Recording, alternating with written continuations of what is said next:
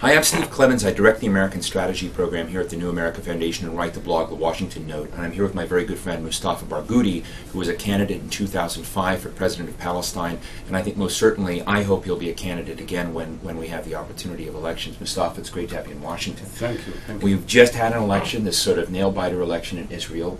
This is coming, of course, in the wake of the Israeli exchange and incursion into Gaza. Things look crazy.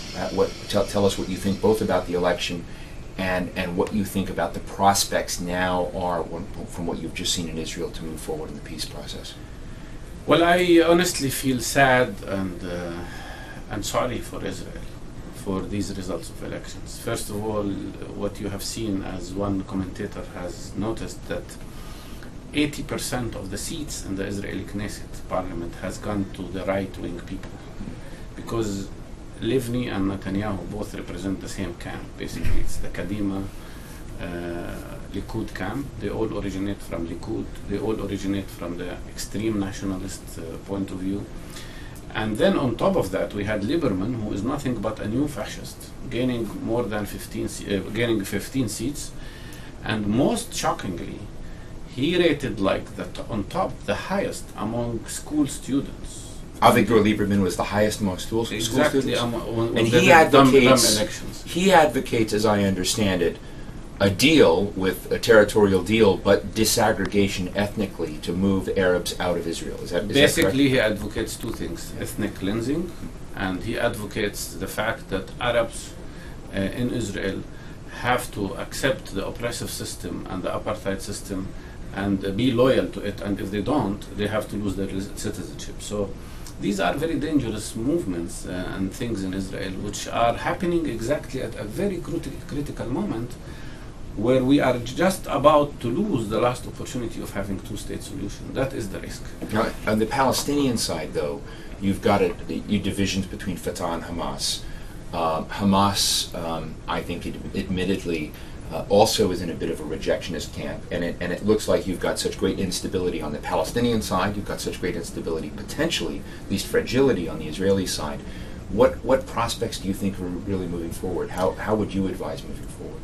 After what I mean, I've been talking to people here in the new administration, and we have had great hopes with the election of Obama. Every value he has been advocating is violated in the Middle East, and especially in Israel. And I think there is a great potential here, but after these elections, I think the American administration has to be clear on three issues. First of all, they have to take immediately very firm stand against the continuation of settlement activities, because at least that should be stopped. If settlements continue, then there will be no peace process, and there will be no settlement, and there will be no two-state solution.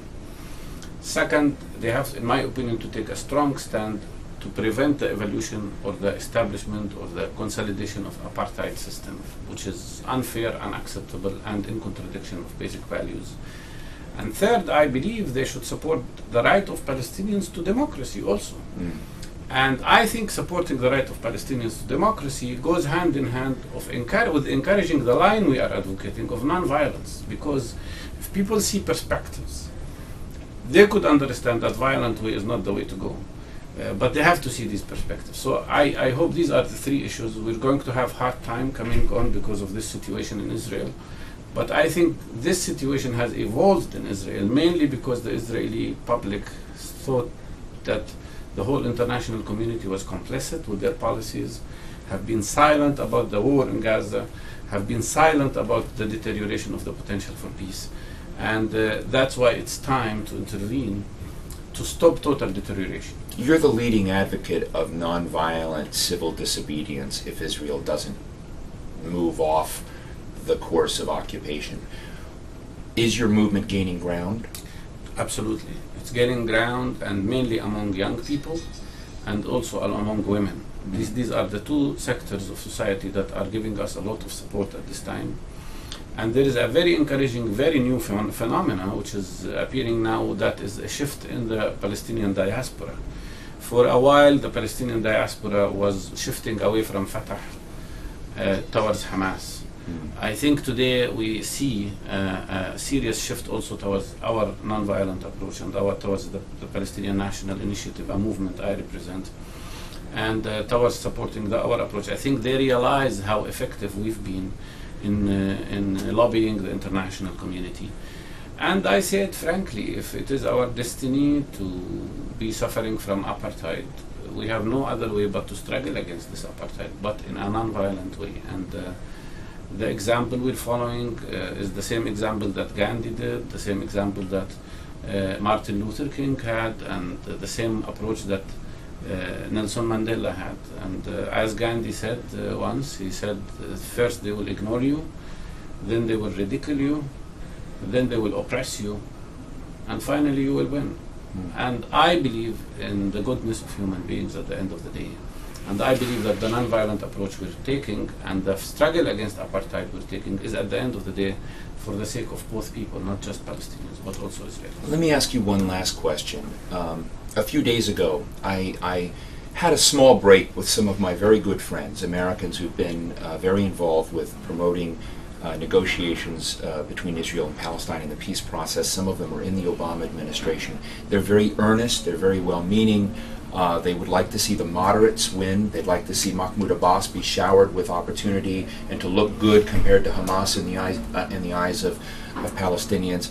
I sort of think that's too much too late, that there are much deeper problems, and I suppose I align myself with Zbigniew Brzezinski in this, who thinks that the conditions on the Palestinian side and the conditions on the Israeli side make it completely unable for these two parties to come to terms. And we should stop expecting that. Yes. What we need, frankly, are the stakeholders in Saudi Arabia, Egypt, Jordan, the United States, Europe, the UN, Russia, to finally come together with a very heavy involvement, I think, of the United States, and help to do what Israel and Palestine can't do, and to stop pretending that they can, in fact, negotiate a stable equilibrium between them.